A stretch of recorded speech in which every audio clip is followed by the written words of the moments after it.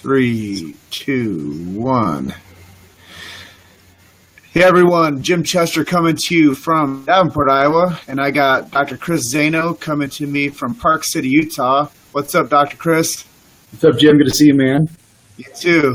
We were just out there at the Go Get events with Ashley Oshner, Dan Sullivan, Dan Bay, and the whole crew out there. And it was a really cool event out there in Chicago. And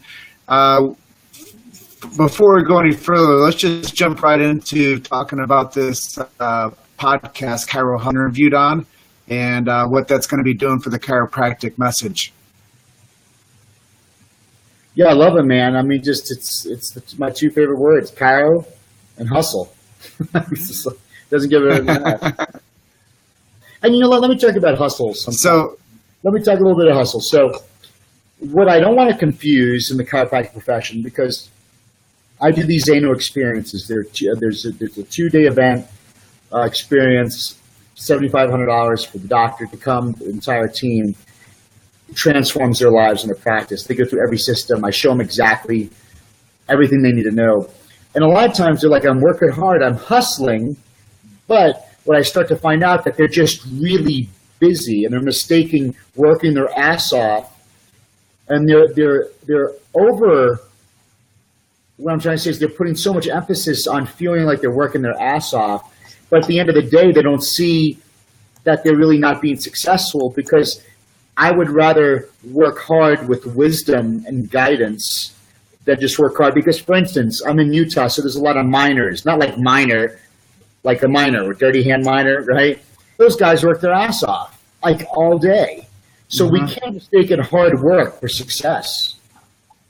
Hard work, smart hard work with right counsel and wisdom, that does it. So I don't like the hustle word could get mistaken for, yeah, I'm working you're working busy and not really being successful. yeah, and you know, the message of chiropractic to me is a major part of the Chiro hustle movement. And you know, the more what every chiropractor is doing out there, the more that people get the big idea and get the message that chiropractic is the answer for their natural health, not only through the adjustment, but through diet, exercise, and, you know, positive mental stance. So I believe our podcast that we did for you, you talked a little bit about how somebody can become a hero and how that they can really help people with their energy and what they've been able to do with their careers. So will you talk a little bit about how you became the personality behind this hero movement? Yeah, I liberate heroes so they could start living heroic lives again. That's basically what I do now. And whether it be a hero removing the subluxation, that person could be the true authentic version of themselves, or being the hero liberator where a doctor comes to me with all this negative belief shit going on in their head. I'm able to free them to be who they always wanted to be so they could rock and be a hero in their office. Or to be the hero liberator where there's a doc who they've helped so many people and now they feel the calling to go bigger. So maybe they want to start a seminar. Maybe they want to start a coaching company. Or finally, how about the chiropractor's like, man, I've been here for 15, 20 years and I'm being felt led to do something else. So whatever you fall into, I'm just trying to get out to number one, expose the secret identity, which is all the stuff we've been told and lied to through teachers and preachers and parents and dogmas and their negative belief systems and media. Be aware that a lot of the things that we're doing is because we've been told to do it. We never really actually experienced to come to that truth and awareness for ourselves, and then becoming self-aware on who we really are. And there's 4 main steps to get there. I'll tell you what they are. And I take people through, and I got this Hero Rises Mastermind. I get a 2-day event. My events are always 2 days for immersion. Step 1 is we have to embrace the hero mindset. It starts here first. The second step has to be you maximize your superpowers. We got to really unleash what are the unique gifts, talents, and skills that doctor, that person has. Number 3, choose their vehicle of influence. What is their vehicle to get their message out? Because someone could be a shitty writer, and they try to write, and they're working hard and hustling writing, but really video was their thing. And they could come effortlessly, and they could reach more people. So we find what is that vehicle, and then sounds great, Dr. Z. I got the mindset, I got my skills and my talents, I know my unique message, I got I got my vehicle. I know my vehicle, but how am I going to make a living? So the fourth step is monetizing that message by producing some product or something that creates an exchange in value to be able to do that. And a lot of times what stops us from moving forward in that fourth step is the fears and the fogs, right? Like you try to do something and you don't know how to build a website. You don't know how to do a Facebook ad. You don't know how to outsource a supplement company, whatever that is. So we let all the fears and fogs keep us behind.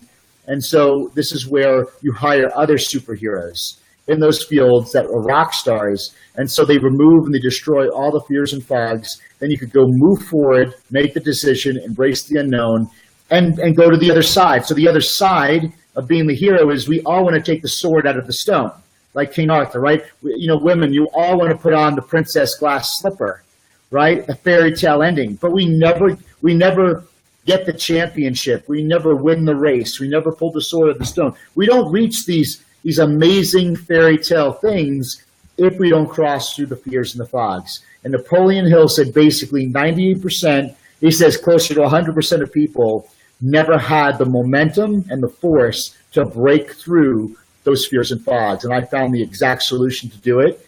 And I found the solution. Napoleon Hill couldn't give you the solution then because we didn't have the technology. But today we have the technology and the resources and amazing minds that I found the solution to be able to do what you love to do, get that message to the world, and actually create value exchange to actually make a living and survive off doing what you love. That's a hero life. Yeah, and I think people need to hear that message because a lot of times they get caught up in the day-to-day, checklist lifestyle. They get caught up into the, I have to do this to make other people's lives better. But really people, they look inside themselves, the more that they can release for other people as well. So when you find that stance of being a hero, you become a greater contributor.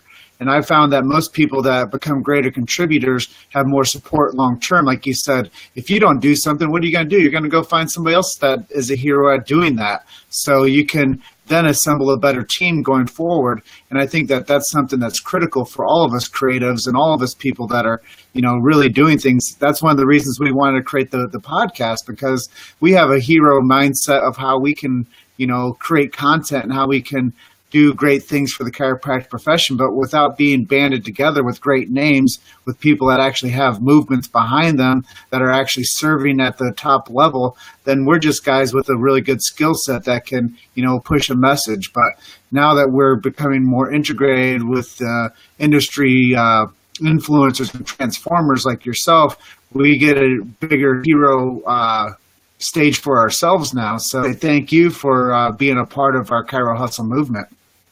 Oh, I totally love it. I think it's great. I love people doing their shit. You know what I mean? Like I just like people doing, and that's all it is, man. I totally respect that. Even if it's stuff I don't actually agree with, it's like if someone's out there doing their thing, God bless them. I mean, that's also like live a life, damn it. Don't shrink. I think the worst, that's why that secret identity, let me go back to that. I use these terms interchangeably with, and it's, you get it. It just, these terms are good because we understand them. Like, the Joker wasn't the enemy of Batman. It was Bruce Wayne. Clark Kent was the enemy. Clark Kent was the enemy of Superman. Because as long as they were just parading around in their secret identity, they weren't helping anybody. So I'd rather someone get on a Facebook Live and rant or do them, because it's creating chaos, it's creating disruption, it's creating it's creating force. And sometimes even the chiropractic profession, what I do appreciate is the polarity. See, polarity creates disruption and force as well. They pull from both sides. So I enjoy that not everybody agrees with the same technique, and people like and maybe not like each other because it creates something. It can cause destruction in the profession, but I love agreeing to disagree, but I do have to respect that person's opinion. And I just like seeing someone who has opinion, who's going to stand by it, take a stand, and do their thing without trying to rip down the other person. Now, if you're out there to rip down other people, I mean, it's never going to work out for you because it never does. So I don't mind going there saying, this is my message, create your tribe, create your following, and then build something with energy and gusto and passion. And that's great. There's no secret identities there. I love it. I love when people become authentic and do their thing. Yeah, and I feel quite blessed the fact that, when we came to the forefront with the chiropractic movement that we've started with Chiropractic the documentary and with me going out there and doing all the screening events, asking permission is very important, but leveraging your place in the market is even more.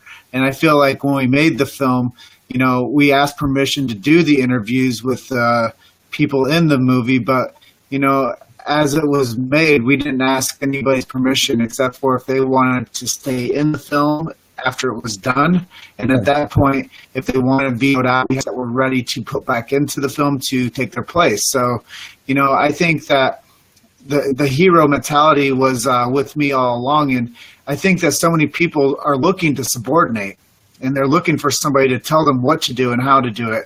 And I found that within the chiropractic profession, the ones that really are successful and strive and do great things, they don't take that they don't take that from anybody. They go out and do it and pave their own way. Yeah, well, it's something on their heart. If you got something on your heart, I think it's great to ask for advice. And then there's time not to ask her. Again, you're pulling from both ends. But I definitely do take a stand. If you do have a stand for something, speak your voice. That's a beautiful thing. Like I'm telling you, and most of it I don't agree with, but what I do agree with is someone speaking their voice, and just because it builds confidence, and I just like the polarity of it. And like what you're doing is great. You're speaking your voice. You have this message. You have this cause. I do. We all do. So when you bring us together, it's fine. And I personally, when it comes to chiropractic, I think we have what I call state borders and national borders. A state border is this. It's the little bickering we do about bullshit. C5 guy, you're an Atlas guy, you're this guy, I'm a cash, all the bickering. And then, but the national borders are the things we could really come around the table and agree on. Like, most of the population doesn't really know what we do. Yes, we could agree on that, right? So, back to the superhero movies.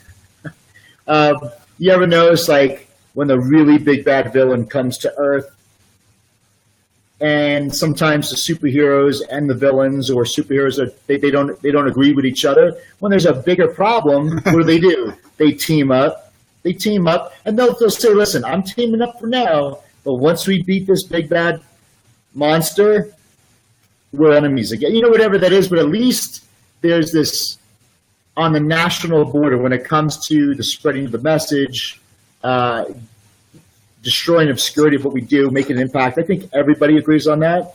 And it's those little bickering things that are state borders, such as the techniques and this guy and that guy, whatever. That's the bickering shit that doesn't get us moving forward as a profession. But I really think the majority of us, though, because that's the thing. Too many times we hear about the bickering, and we tend to see the profession as we're very divided. But I just think that's because what you're looking at, the few people, don't let that sabotage the real filter. I think the majority of chiros are amazingly good-hearted. I think we all come together and we agree on most topics, and we have the same intention.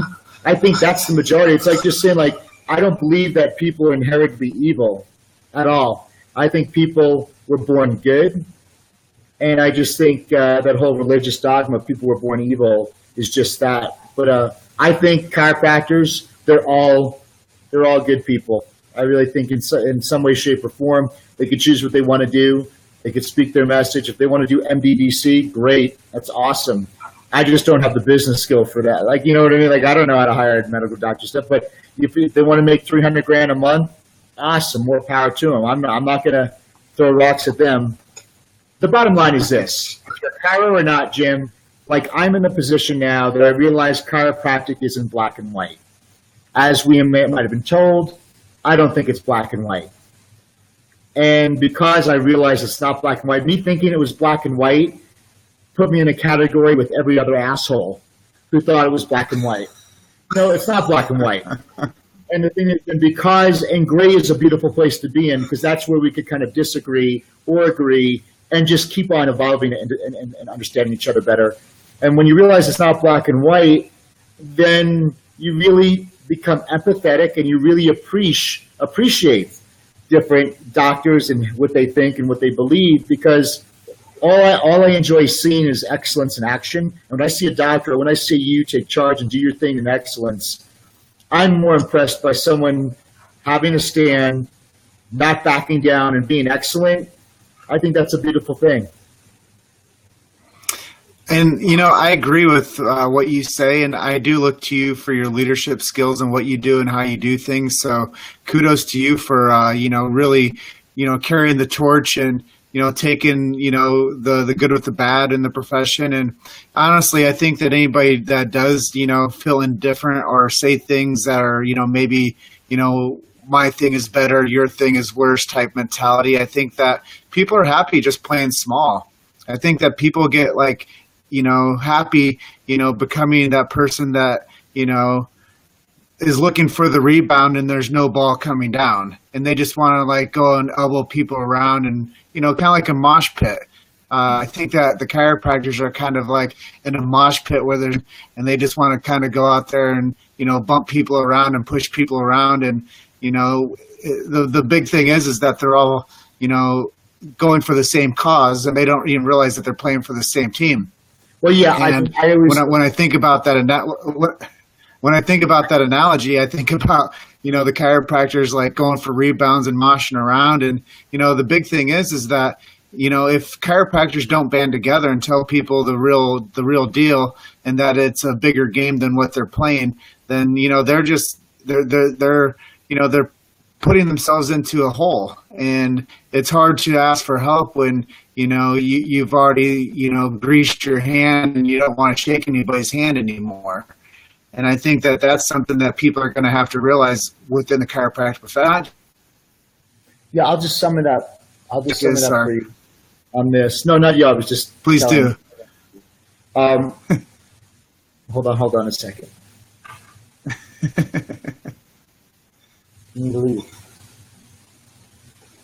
Just to sum it up, even if there is the bickering, there is the name calling, at the end of the day, you got to understand, when you're a chiropractor, that other chiropractor is the closest thing to family you got. Actually, I think they're closer than family. Because you know why I say that? Because my family, all of them don't understand our principle, and I really can't relate to them. But I can relate to someone who knows our principle. So when you realize that your fellow chiropractor is the closest thing to family, I feel they're closer than family, because a lot of my family I could care less to associate with because we don't agree on the same values and principles. And, so when you realize that the chiropractor is the closest thing we have to family, it makes us think differently. That's it. So I'll take all the bickering, all the pros, all the cons, but at the end of the day, that person is really actually the closest to me than anybody else. And, that's why I fell in love with the chiropractic profession early on, is because I realized I could stand behind the profession 100% because it gets people better. I didn't realize early on in my chiropractic career that people were that disconnected with each other and had those type of feelings about each other. And some people's dogma pushes them to act a certain way towards other people. I never saw it like that. And I really didn't think that